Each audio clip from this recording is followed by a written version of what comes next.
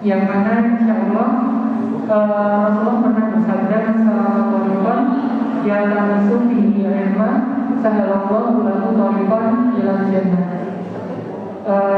Berterjemah, barang siapa yang suatu jalan untuk mencari ilmu, barang siapa yang berjalan kepada suatu majelis ilmu, insya Allah mudahkan jalannya untuk masuk surga.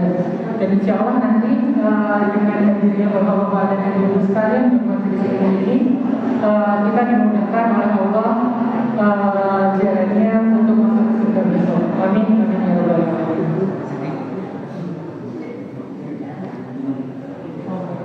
Sebelumnya, monggo saya persilakan kepada bapak-bapak dan ibu sekalian di depan, mungkin sudah terdapat jajan dan minum, monggo bisa dihidangkan dari dulu. Sebelumnya kita tutup dengan doa makan. Bismillahirrahmanirrahim. Allahumma barik lana fima razaqtana wa qina adzabannar. Monggo bapak-bapak dan ibu bisa diterima dari jajan yang sudah diberikan.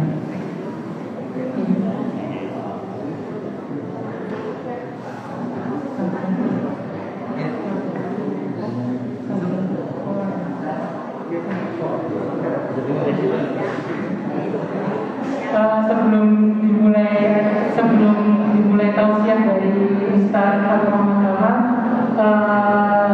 dari ketakmiran Masjid Al-Mutakin ingin memberikan sambutan kepada ketua takmir Bapak Romi Indonesia.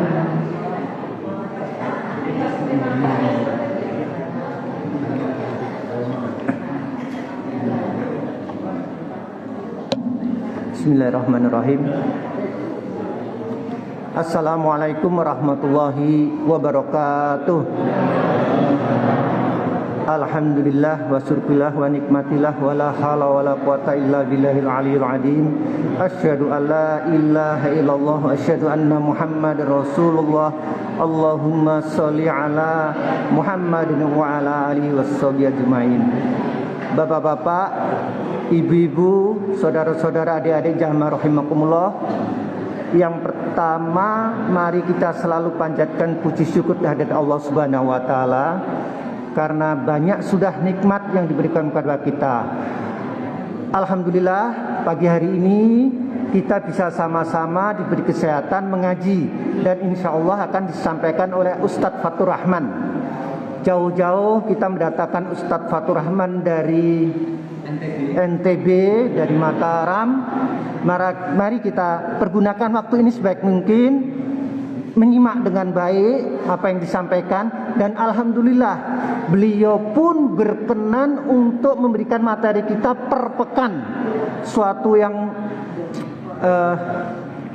ini luar biasa bagi kita. Beliau menyempatkan untuk kita memberi. Mari kita nanti tentukan waktunya, pokoknya bukan hari weekend, karena biasanya beliau kalau weekend itu malah tidak di rumah. Beliau sudah di booking karena beliau kelasnya sudah kelas internasional. Jadi ini mari nanti kita tentukan bersama apakah pagi atau ba'da maghrib atau ba'da asar insya Allah. Tapi kalau asar biasanya beliau masih di kampus. Nah, ini kesempatan bagi kita. Mari kita pergunakan waktu ini sebaik mungkin sehingga kita mampu melaksanakan agama ini dengan ilmu, sehingga kita semakin mantep, semakin meresap, tidak hanya imitasi, tidak hanya meniru saja, tetapi betul-betul keyakinan yang menghujam betul-betul dari hati kita. Dan ini perlu, tidak hanya perlu iman tapi perlu ilmu juga. Tidak perlu panjang lebar. Mari kita sama-sama makmurkan masjid. Dari masjid kita cerahkan umat, dari masjid kita sejahterakan umat. Tetapi ingat, kali ini masih dalam kondisi pandemi.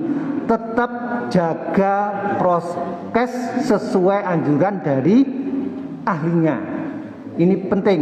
Jadi jangan keburu niate ibadah ning lali ada syariat-syariat, ada dari ahlinya bahwa sesuatu itu harus ada aturan-aturan yang harus kita jalankan sehingga kita ke masjid tetap sehat, sehat jasmani, sehat rohani. Insya Allah sama-sama kita selalu bersama di dunia ini dan insya Allah kita sama-sama sekampung di akhirat. Assalamualaikum warahmatullahi wabarakatuh. Monggo al-mukarram Ustadz Fatur Rahman Kamal. Saya kembalikan ke MC.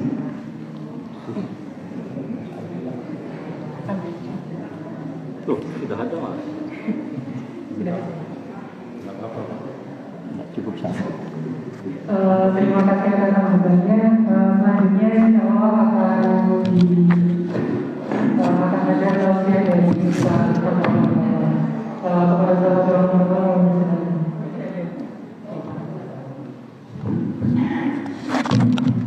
Assalamualaikum warahmatullahi wabarakatuh.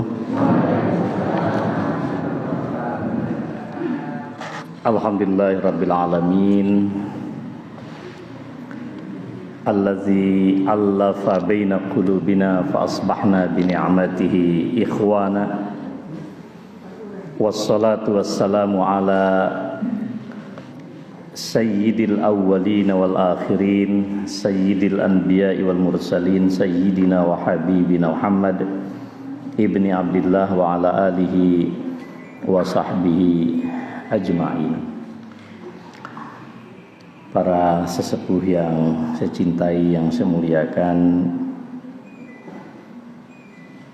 Ketua Takmir kita Mas Tommy yang baru beserta segenap Bapak Ibu pengurus Takmir Masjid Darul Muttaqin Banteng 3, Mas Ardi dan rekan-rekan muda yang saya cintai, rahimani wa rahimakumullahu jami'an. Ibu bapak yang saya muliakan, saya pikir sekarang kita bikin cita-cita yang baik. Nah, cita-citanya itu masuk surga bareng-bareng. Jadi kita sederhana aja Pak. Jadi mau cari apa lagi toh di dunia ini kan. Biarlah dunia ini miliknya Ardi dan teman-temannya itu. Kalau usianya Mas Tommy ke atas, Pak Bardi, itu saya kira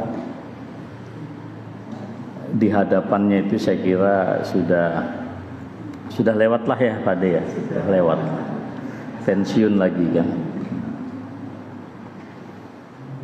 Pensiun itu kan satu isyarat dunia tidak memerlukan kita Pak. Wah keras sekali ya. Maksudnya itu sudah jarak gitu loh. Jadi adil juga ya ada konsep pensiun ya. Artinya kita untuk orang mau pensiun saja ada masa apa namanya Pak Bardi? Kalau di PKU ada ya. Ada ini Pak, ada semacam pembekalan. Kami di kampus ada. Jadi, masa persiapan pensiun. Nah, jadi masa persiapan pensiun, lalu pensiun. Nah, sekarang ini kita masa persiapan masuk surga, Pak. Iya, Pak Durah ya. Pak Turnun, Pak. Baru lihat saya. Pak Lurah yang saya cintai. Jadi apa judulnya ini? Masa persiapan masuk surga. Masa MPMS. Nah. Masa persiapan masuk surga. Nah, salah satu ya bentuknya itu yang sederhana saja. Tadi Mas Tommy tanya kepada saya, kita konkret saja sekarang. Memang saya tidak berani Pak kalau di weekend Sabtu Ahad karena sering ada tugas keluar daerah.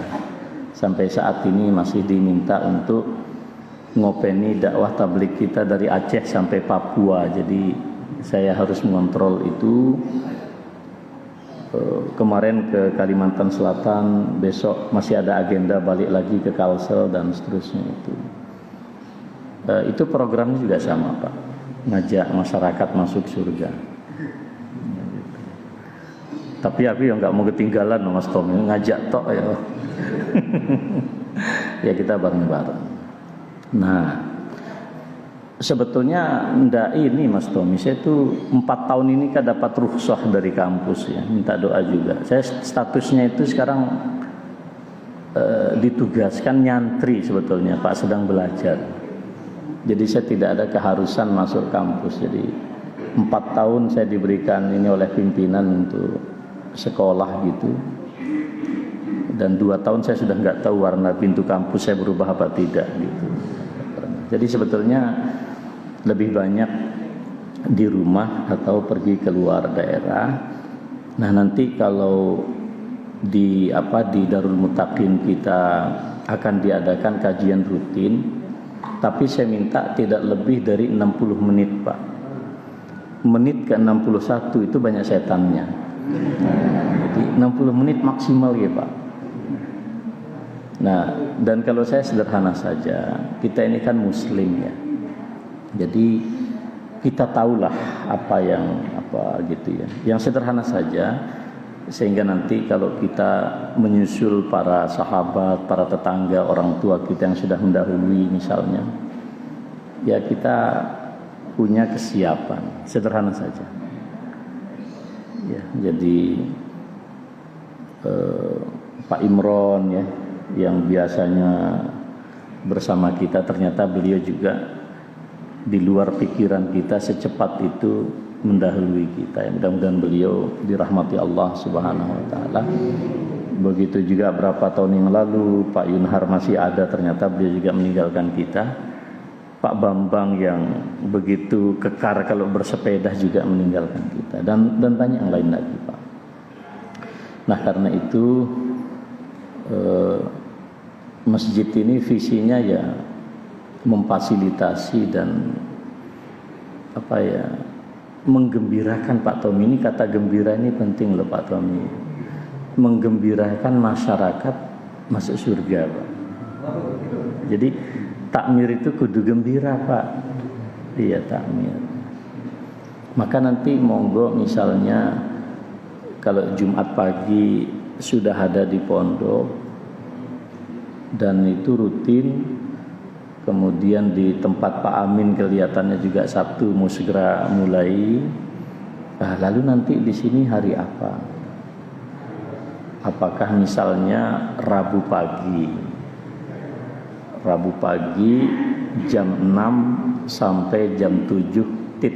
Nah, misal nih ya bapak-bapak terutama para pengurus.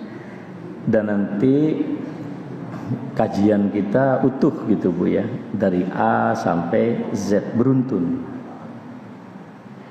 Insya Allah dalam setting kegiatan sementara ini Rabu itu relatif agak aman, karena memang Rabu siang itu diblok untuk kegiatan di pimpinan pusat, sehingga pagi itu saya sudah mengkondisikan. Jadi Rabu saya tidak keluar daerah. Nanti manut saja ya Mas Tommy ya. Dan seterusnya. Nah saya kira ini untuk pengantar saja. Jadi saya bergembira sekali. Dan kita ngaji aja Mas Tommy ya. Tidak usah ngasih apapun ke saya Pak. Ini seringkali kalau pengajian itu lalu sok mikir honornya berapa. Tidak usah ngasih apapun. Ini kewajiban kita semua, terutama saya, untuk bersama-sama memakmurkan ini, biar orang-orang mendahului kita dan kita semua ya memakmurkan masjid ini. Nah, kita coba Mas Tommy ya. Saya tawarkan tadi Rabu pagi. Bagi yang masih bekerja ya enggak harus ngaji, nanti waktu yang lain.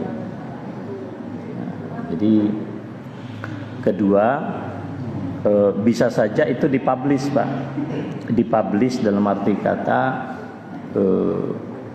orang yang menikmati Darul Muttaqin ini bukan hanya lingkungan sekitar, Tapi memang kita publikasi.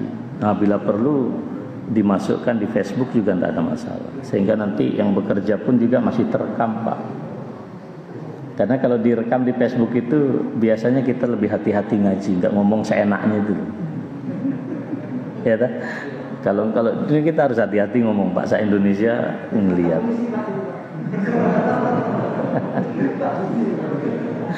Nah, itu. Jadi kalau ngaji saja, tidak ada pembebanan apapun. Kalau panjenengan kemudian infak di sini ya dimanfaatkan untuk kepentingan bersama saja. Ya. Nah, ini yang saya sampaikan. Saya senang kalau misalnya kapan kita mulai, ya Rabu besok. Ini hari apa nih? Ahad. Ya besok kita mulai saja. Rapatnya nggak usah lama-lama, nanti malah nggak jadi, Pak. Karena pengalaman saya kalau rapat terlalu lama malah pengajiannya nggak jadi. Jadi kita mulai saja berapa, dan jangan ditarget berapa yang datang, nggak usah. Siapa yang slow, only 60 menit. Jadi nggak boleh lebih dari 60 menit. Oke ya, Bismillah ya maksudnya. Lah kok aku mutusin sendiri ya? Rabu itu nanti saya di WA ya, diperintah ya. Apakah Rabu? Saya nawarkan Rabu karena dari jadwal yang relatif aman, tidak kena turbulensi keluar daerah, itu Rabu. Nah, nanti mudah-mudahan diridhoi oleh Mas Tommy.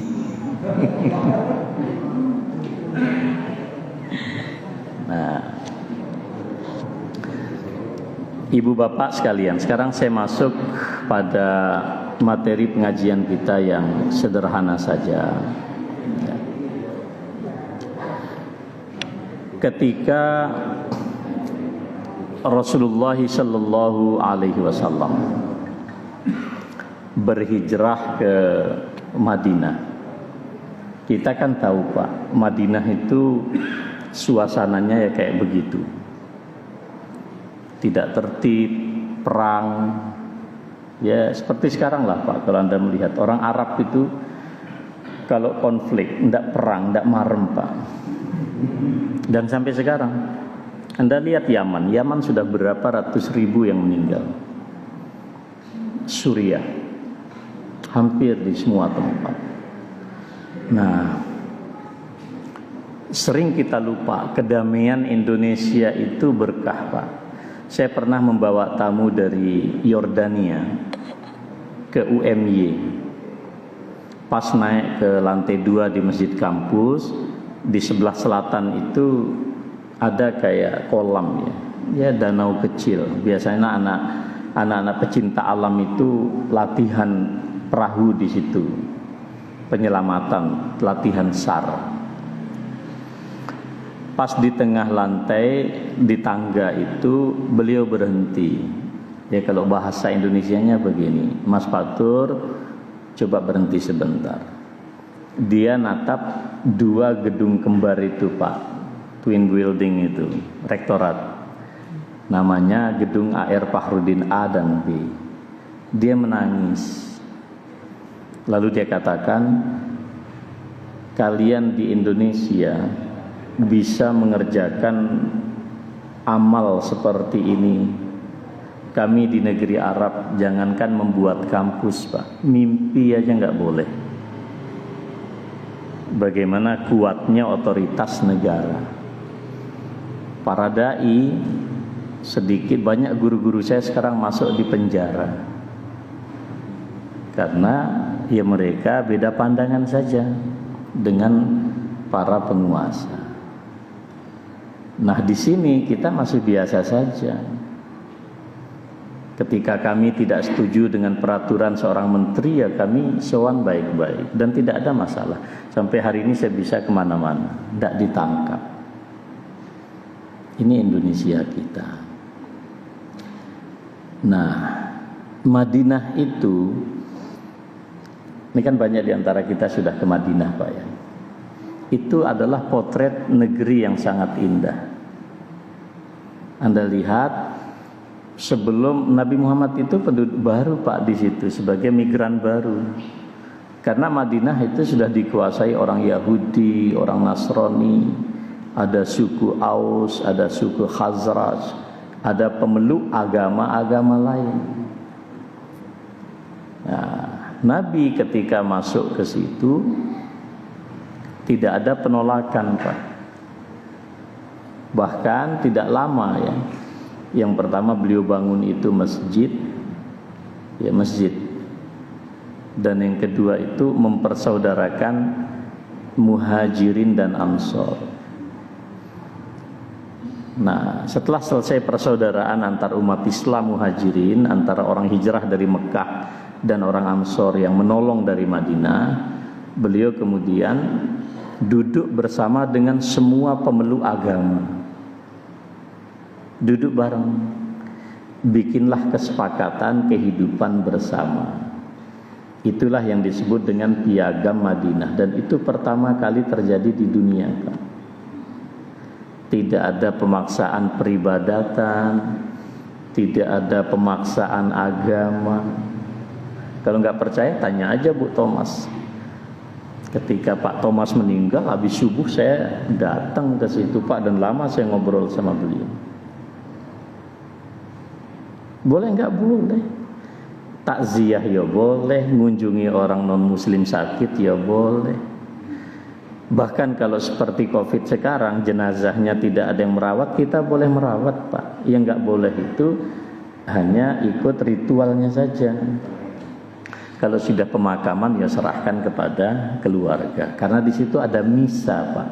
Ada ritual Kristiani. Batasnya di situ saja. Kalau Darul Mutakin punya ambulan, boleh nggak ngantar jenazah non muslim ke kuburan? Boleh. Yang nggak boleh, Mas Tommy ketua takmir mimpin doa di situ. Hanya itu saja, Pak. Dan saudara kita yang Nasrani sudah paham itu.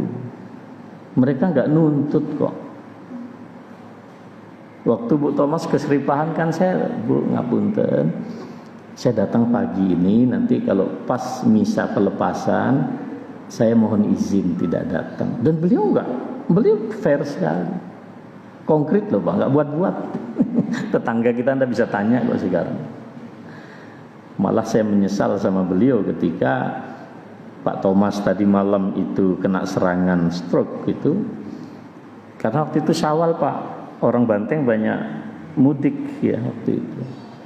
1 jam Pak nunggu ambulan dari JIH baru datang pertolongan. Kenapa ibu tidak ngetuk rumah? Aku ada di rumah, Bu. Karena itu kewajiban kita dan itu hak beliau sebagai tetangga. Gitu loh, Pak. Kita udah selesai. Urusan itu udah selesai. Nah, sekarang di Indonesia ini kita ribut lagi. Ya kan? Nah, kita tentu berharap Pak Banteng ini menjadi semacam etalase. Kan di Banteng di perumahan banyak Pak, ada muslim, ada non muslim. Di sini ada masjid.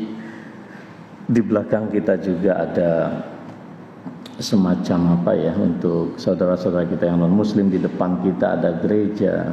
Di selatan kita pun juga demikian. Saya kira kalau Darul Mutakin ini Mas Tommy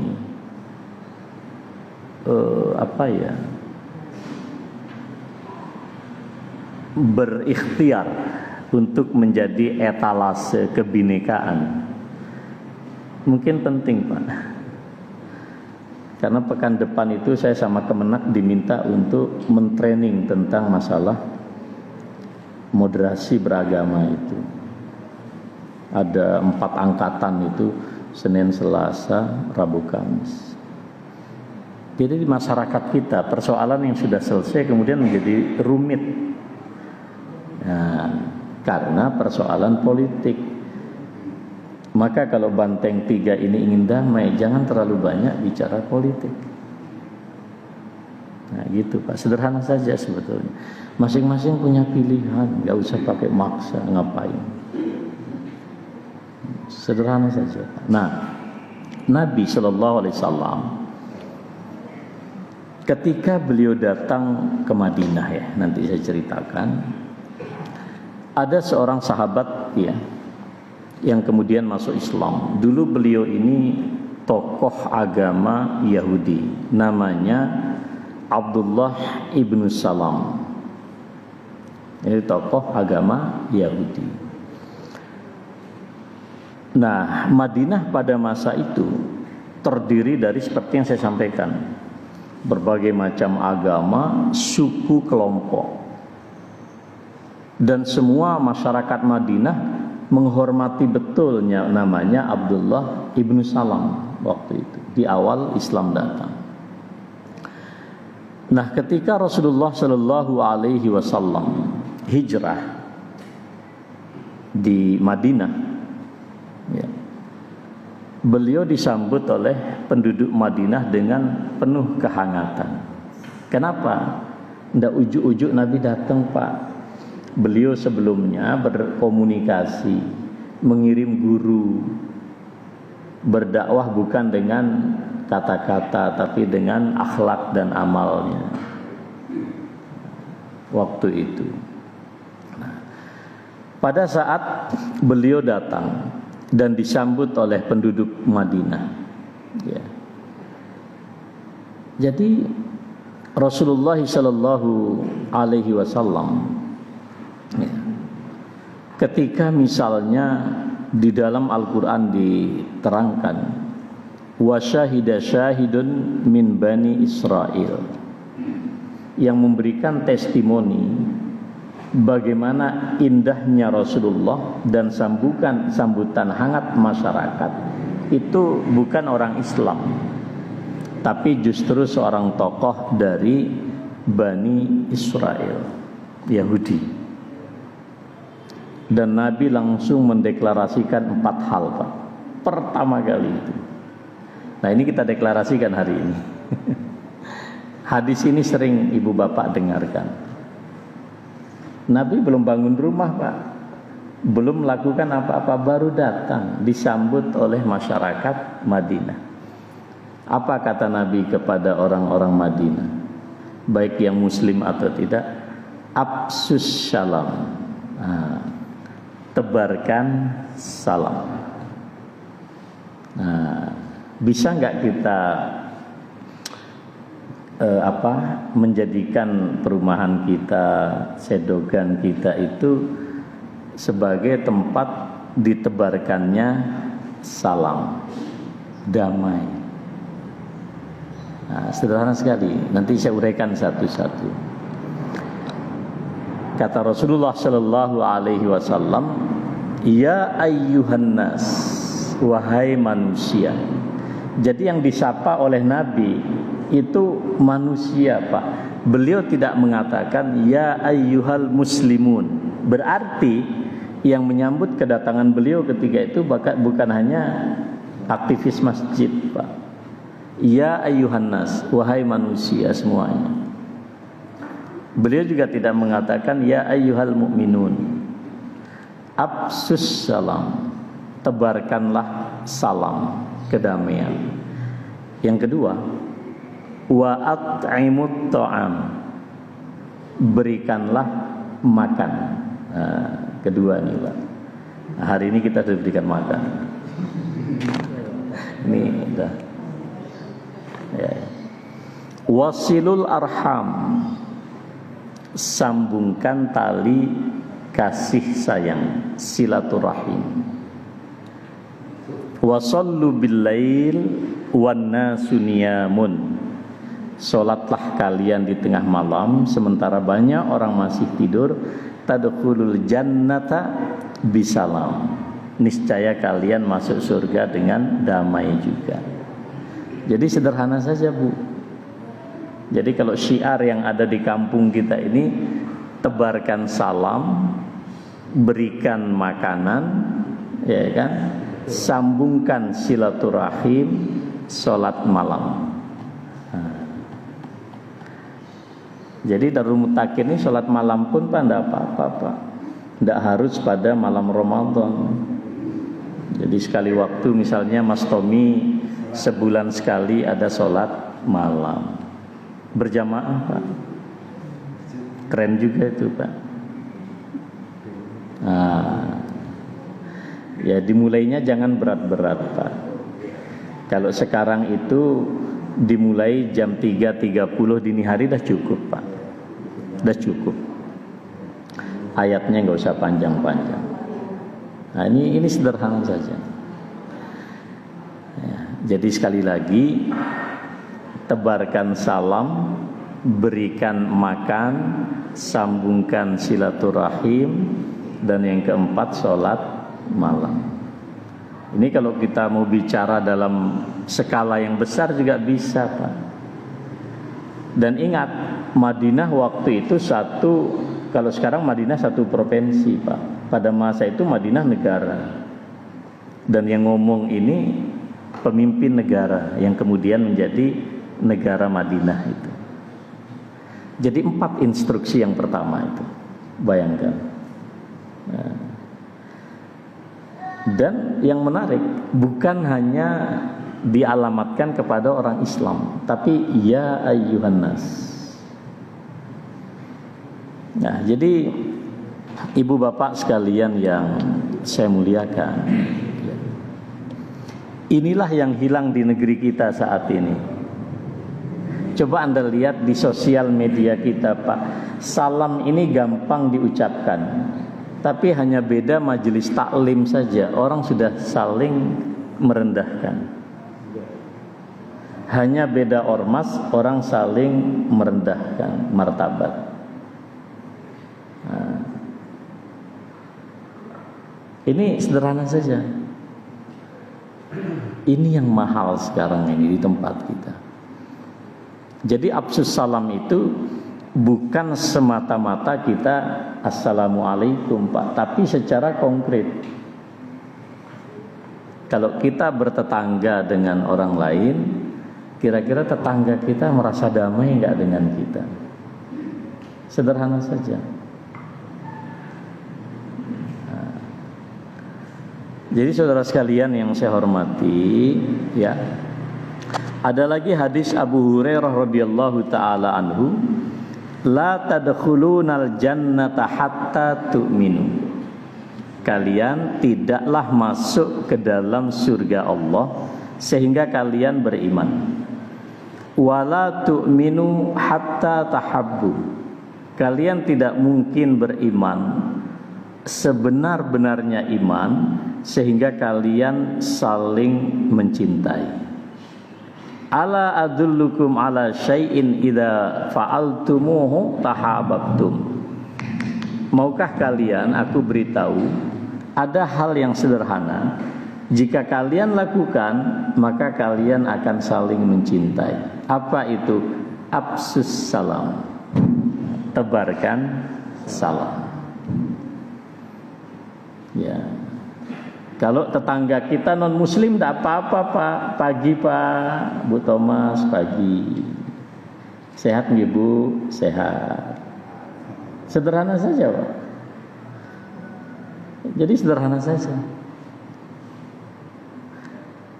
Nah, kalau di Arab sebetulnya sederhana sih menjelaskan kayak begini, tapi di Indonesia nanti menjadi ribet. Maka saya sebutkan saja yang paling aman itu ya kalau kita ketemu dengan saudara kita yang Kristiani, yang Katolik, yang Konghucu, yang Buddha, Hindu, tidak apa-apa. Pagi Pak, gitu. Pagi Bu, tidak ada masalah. Nah, kalau assalamualaikum nanti berdebat, padahal maknanya sama aja gitu. Tapi saya tidak mau berdebat lah. Iya kan? Nah, jadi yang paling aman seperti itu. Jadi jangan ragu. Jadi saudara sekalian yang saya muliakan, ya. Di dalam hadis Bukhari Muslim, Rasulullah juga mengajarkan kita Islam yang paling baik itu seperti apa Kanjeng Nabi. Kalau hafal Quran kan mungkin berat, ngapal hadis mungkin berat. Apalagi suruh pergi belajar, Pak Bardi suruh belajar ke Al-Azhar, ya susah. Waktunya sudah lewat. Daripada pergi ke Al-Azhar mending masuk surga langsung aja Pak.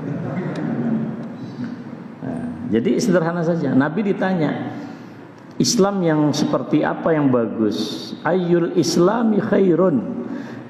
Jawaban beliau sederhana. Tut'imut ta'am, berikan makanan.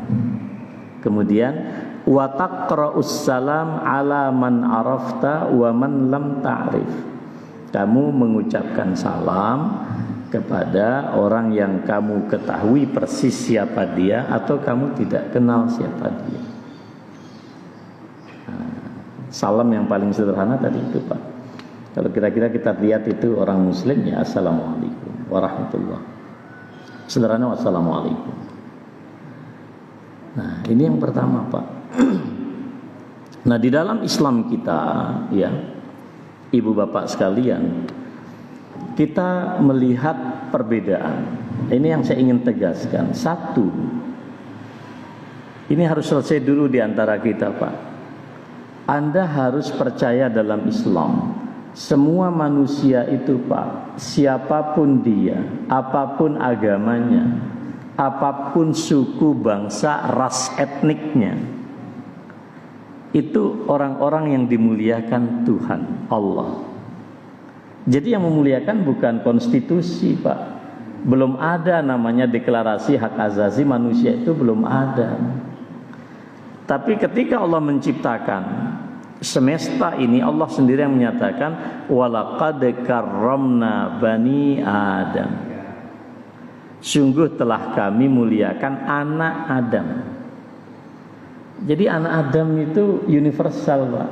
Anak Adam. Maka Nabi ketika hidup di Madinah, ayo mari kita ngaca siapa yang lebih baik, Anda apa Nabi? Nauzubillah. Kita nggak bisa membandingkan diri dengan Nabi. Ketika Nabi di Madinah bersama para sahabat, beliau melihat ada jenazah yang diusung, Pak, mau dimakamkan. Nabi berdiri. Berdiri itu tanda untuk menghormati jenazah itu.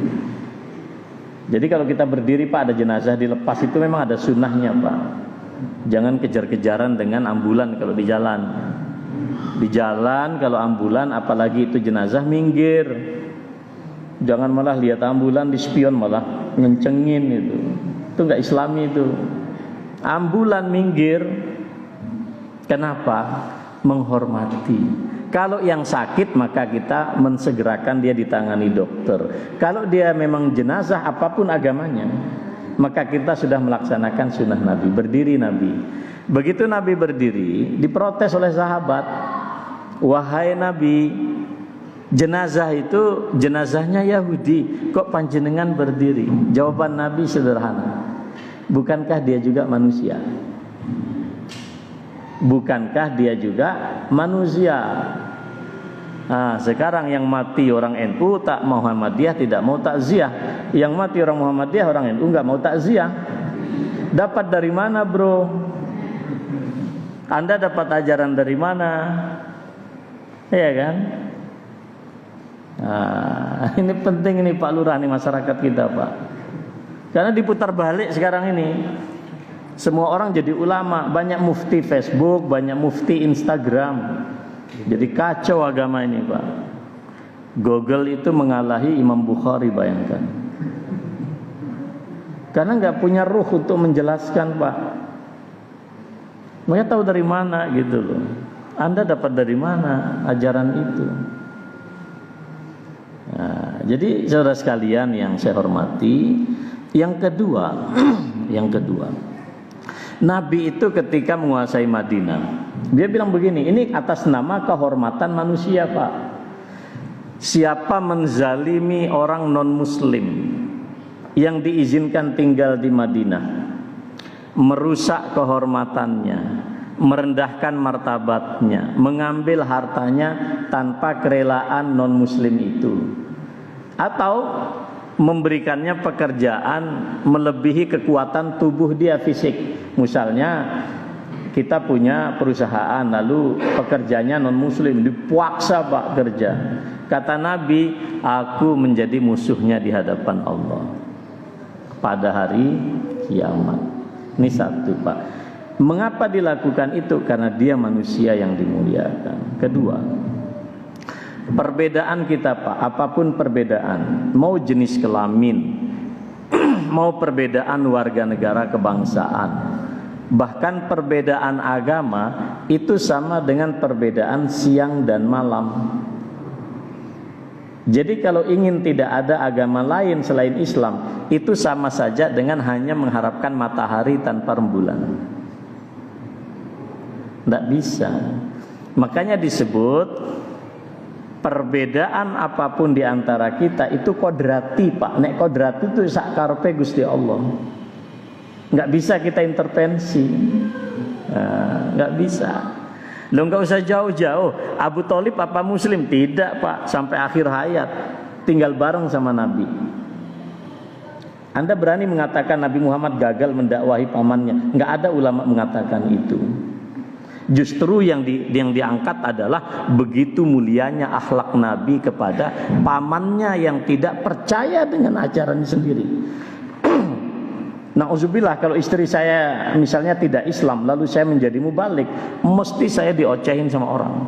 Wah, ngomong istri aja nggak sholat kok. Loh, Nabi pamannya itu nggak beriman, bukan sekedar nggak sholat, nggak beriman, dan tidak ada yang melecehkan. Ini harus selesai Pak. Karena ini yang dimain-mainkan sekarang di sosial media ini Pak. Dan orang sekarang gak mau mumet Pak mikir.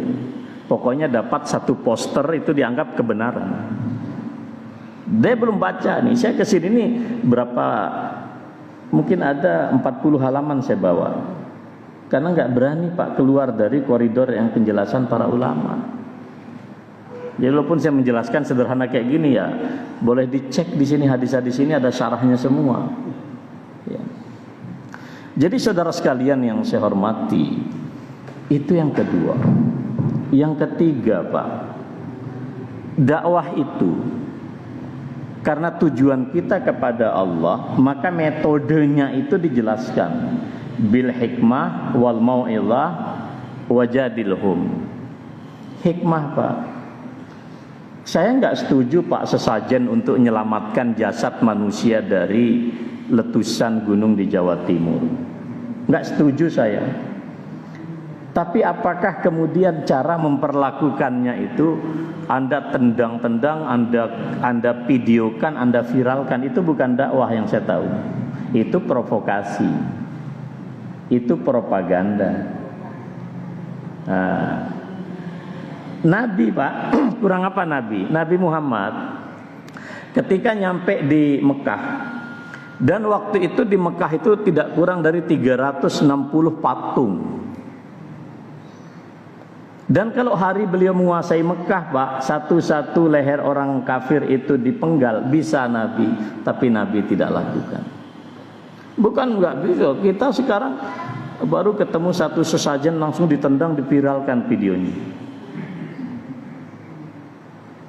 Lalu berdalih, lah dulu juga para nabi dimusuhi. Salah bro, nabi dimusuhi karena kebenaran ditolak. Kalau kita sekarang akhlaknya kita belum selesai.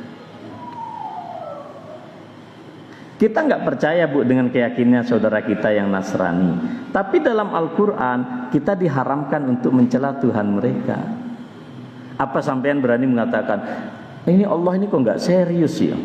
Kita disuruh bertauhid tapi tidak boleh mencela Trinitas. Anda berani mengatakan Allah itu seperti itu, na'udzubillah? Kan tidak Pak.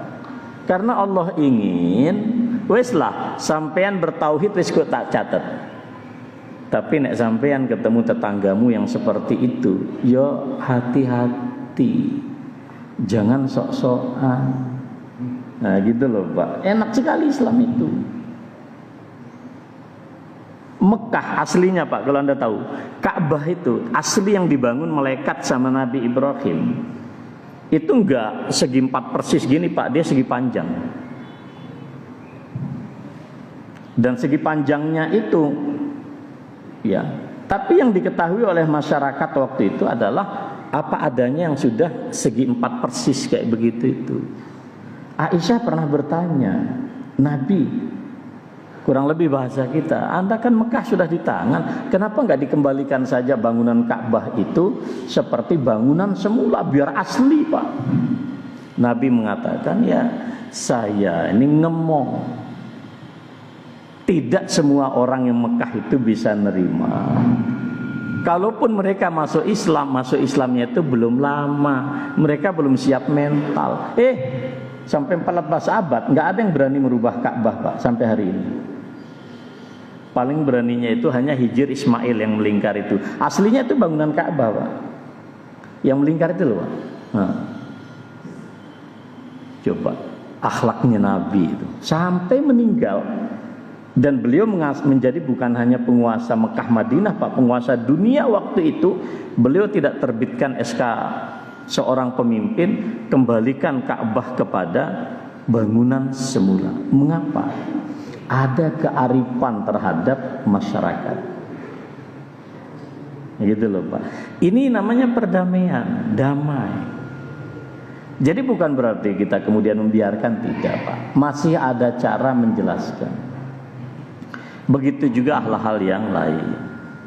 Nah, ini sekarang ini kan orang sekarang siapa saja bisa jadi dai, bisa jadi ustadz, Pak. Ya, yang penting dia punya follower. Nah, jadi ukurannya sekarang bukan dia paham hakikat daripada agama atau tidak, nggak penting. Besok kalau Atta Halilintar itu ngerubah casingnya saja itu udah jadi ustadz itu. Dan followernya itu sudah jutaan. Iya kan?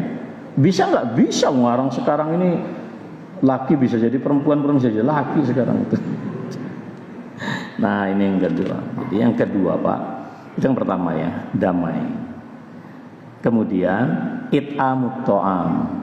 Nah, di masyarakat kita Indonesia, mekanisme it'amut ta'am ini nggak mesti langsung dari kita ngasih tetangga, enggak. Kalau zaman sahabat kan terjadi, Pak.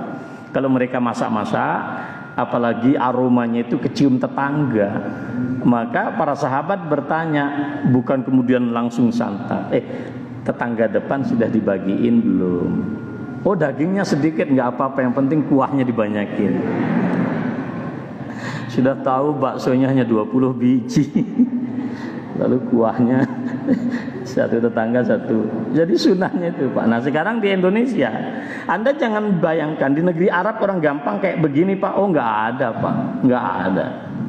Di sana itu yang boleh ngasih pengajian hanya ulama yang dilegalkan oleh pemerintah. Banyak orang alim tapi tidak semuanya bisa begini. Masyarakat kumpul gini boleh nggak? Nggak boleh, Pak. Di Saudi itu kumpul maksimal 5 orang. Lebih 5 orang. Maka kalau kami kumpul waktu itu di Konsulat Jenderal, Pak, ada rumah Indonesia di sana, sandal kita masukkan, Pak, karena intelijen itu terus mobile. Indonesia kumpul kayak begini nggak dilarang. Gitu loh, Pak. Nah, sekarang it'amut ta'am nih kan. Nah, ini it'amut ta'am, dikasih casing lagi, kasih gini nih, bungkus. Ini it'amut ta'am ini.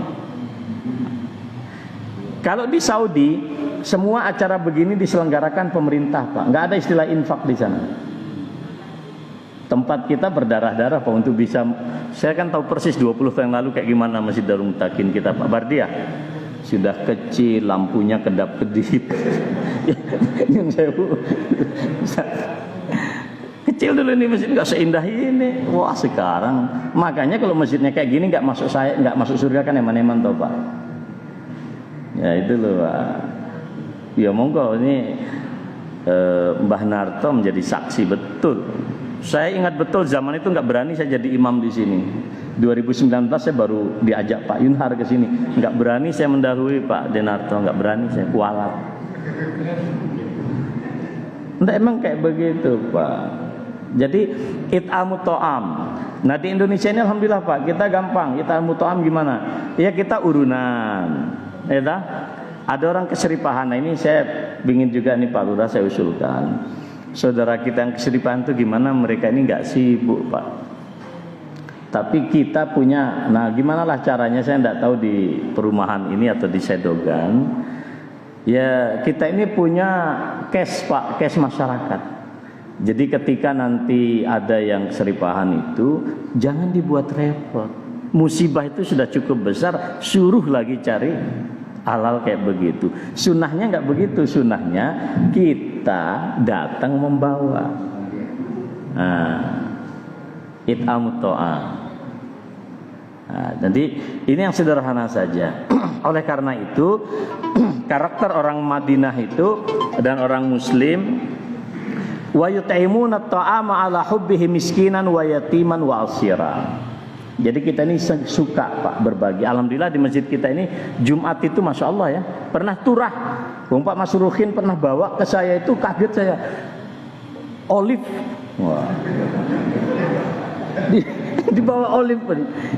Pak Masruhin jauh-jauh loh Pak, jalan kaki ke tempatku itu. Ada ini, nggak boleh saya tolak Bu, nggak boleh ditolak rizki. Walaupun saya yakin kayaknya saya olive nggak begitu ini kan. Tapi di dalam itu ada dua makhluk Allah, ada istri saya, ada Azam. Ada saya cukup tinggalkan dua di situ. Selainnya Pak Masruhin tak bawa ke Pusdiklat Majelis Tabligh. Ada juga bukan hanya olive, tapi ada bungkusan nasi. Sampean nggak tahu loh Bu, mau masuk surga dengan gara-gara apa? Mungkin sholatnya kurang, zakatnya nggak serius, hajinya nggak mabrur. Suatu saat hari Jumat sedekah nasi bungkus. Begitu disambut oleh malaikat Ridwan, Anda kaget. Ternyata apa? Kamu pernah infak nasi bungkus di Masjid Darul Muttaqin. Sholatmu ditolak, zakat enggak, haji enggak. Hati-hati. Jadi orang itu kadang sok merasa pahlawan di hadapan Allah. Dikiranya kebaikan itu kalau sudah enggak Pak, enggak begitu. La tahqiranna minal ma'rufi syai'an walau antalqa akhaka biwajhin thaliq. Walaupun orang lain bisa senyum Pak, enggak bisa infak, enggak bisa ngasih apa gitu. Pengajian juga enggak berani duduk di depan, tapi setiap ketemu itu senyum. Tabassumuka fi wajhika shadaqah. Senyummu di hadapan wajah saudaramu sedekah. Jadi ibu-ibu banyaklah senyum ya, tapi jangan senyum sendirian ya. Kalau senyum sendirian ya repot. Yang ketiga, silaturahim.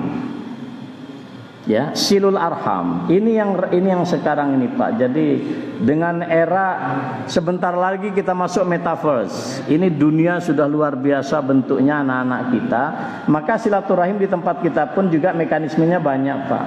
Alhamdulillah di Darul Muttaqin sudah ada baca-baca hadis. Saya dengar ya Pak Tommy ya. Kemudian kita sholat jamaah itu juga silaturahim loh Pak. Nggak harus silaturahim itu janjian dulu. Wah saya tak datang ke rumah, nggak perlu. Ya kalau ada keperluan yang memang dibicarakan ke tempat Pak Lurah ya sumonggo. Ya. Tapi ini juga silaturahim, jangan lupa masjid itu silaturahim. Lah saya di pondok itu kalau pagi itu kan ngabsen Pak. Kalau nggak lihat wajahnya, ini dugaan saya kalau nggak sholat di Palestina di Masjidil Haram. Jadi itu bahasa kami bagi santri yang masbuk. Jadi kalau nggak kelihatan di masjid, kami husnuzan dia sedang sholat di Palestina. Makanya segera begitu salam santri nggak usah zikir dulu. Ada ibadah yang lebih baik daripada zikir, membangunkan temannya yang belum bangun. Sederhana sekali Pak. Itu silaturahim. Jadi ibu bapak kayak begini kita ini silaturahim loh Pak. Lah coba kalau nggak ada ketemu gini. Dan ini silaturahim yang rapelan. Coba sekarang saya ketemu Pak Bardi, saya ketemu semua orang di sini. Sudah berapa pahala silaturahim kita hanya dengan satu sesi pengajian. Lah kalau diharap satu-satu nunggu Idul Fitri Bu. Saya biasa Idul Fitri tak soani satu-satu orang tua kita di sedoan itu. Senang saya itu. Tapi itu kan sekali setahun. Nah kalau besok mau sekali seminggu keren. Dan lain-lain ini. Tidak masuk surga orang yang memutus silaturahim. Dan tidak ada satu dosa yang disegerakan siksanya oleh Allah melainkan yang pemutus silaturahim. Ya toh, cara silaturahim yang paling gampang yang ngumpul kayak begini. Nah orang Indonesia itu senang ngumpul Pak. Cuman tolong jangan lupa niat. Jadi kalau kumpul RT, kumpul RW gitu ta. Kemudian kerja bakti, goes bareng. Nggak kebayang loh Bu di Saudi, di Mekah, Madinah ada goes bareng itu. Tidak membayangkan Pak. Di sini Masya Allah ya. Jadi sebetulnya negara itu sudah habis pekerjaannya tuh, karena sudah dikerjakan oleh masyarakat.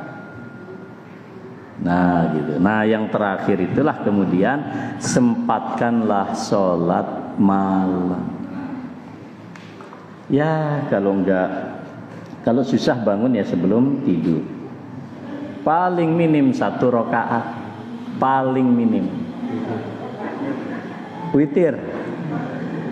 Nah, jadi kalau ibu-ibu yang barangkali sangat capek bekerja gitu ya, di sini ada Mbak Sum ya, jaga kiosnya kecapean, kok nggak bangun, malaikat maklum loh Mbak. Oh, hendak sholat malam. Nah, salah satu yang dimaafkan itu orang yang sangat letih bekerja mencari nafkah, kok nggak bangun, masih dimaafkan Allah. Nah, cuman masalahnya gini, tidak letih, tidak punya pekerjaan yang sangat begitu baik-baik saja, tidak sakit, kok nggak bangun. Nah, malaikat juga nanya-nanya ini. Coba di cross check, WA-nya mana? Gitu. Jadi sederhana saja. Hari ini kita menjadikan 4 rukun warga kita. Jadi orang Banteng, orang Sedogan itu senang menebarkan salam. Yang kedua adalah suka ngasih makan dengan makna yang seluas-luasnya. Yang ketiga itu gemar silaturahim. Yang keempat gemar sholat malam. Kalau sholat malam kelewatan, jangan lupa boleh digantikan dengan sholat duha. Oh, sholat malam biasanya 1 rakaat maksimal, tidak apa-apa kata Allah. Maka sholat duhanya nanti minimal 2 rakaat. Sholat malam biasanya 3 rakaat, kelewatan, sholat duhanya 4 rakaat. Oh, saya biasa 11, lewat juga 12, boleh. Nah, jadi sederhana saja. Itu sunnahnya Nabi. Kalau Nabi kelewatan sholat malam, maka diganti dengan sholat di siang hari yaitu duha dengan menggenapkan rokaat. Jadi kalau niatnya sholatnya waktu itu malam 5, kok lewat, maka duhanya 6. Rumusnya demikian. Ya nggak usah sampai 23 rakaat, nanti nggak jadi kerja ya Pak Lurah ya. Saya kira itu nggak Ibu Bapak sekalian ya. Saya kira demikian. Mohon maaf atas kekurangan. Nanti mohon bisa tentu harus musyawarah ya Pak Tommy ya. Ini kan cuman lontaran sesaat. Tetap kita wa amruhum syura bainahum. Saya sendiko dawuh, nanti Mas Tommy dawuh apa, insyaallah saya sami'na wa ata'na. Dan satu lagi yang penting, jangan diberatkan. Jangan diberatkan. Ngaji saja, tujuan kita masa persiapan masuk surga. Itu boleh jadi program pengajian itu Mas Tommy itu. Nanti kalau bikin di posting, bilang saja nanti masa persiapan masuk surga. Kan semua kajian duha sudah ada, kajian sudah ada semua Pak. Kelihatannya masa persiapan masuk surga belum ada. Jadi Banteng 3 bikin dan nanti dipublish Pak. Jadi jemaah kita yang dari luar Banteng juga bisa menikmati apa yang ada di Banteng. Saya kira demikian Bapak Ibu sekalian, yang sederhana saja. 4 itu tolong dicatat, kita amalkan. Wassallallahu ala nabiyina Muhammad. Wassalamualaikum warahmatullahi wabarakatuh.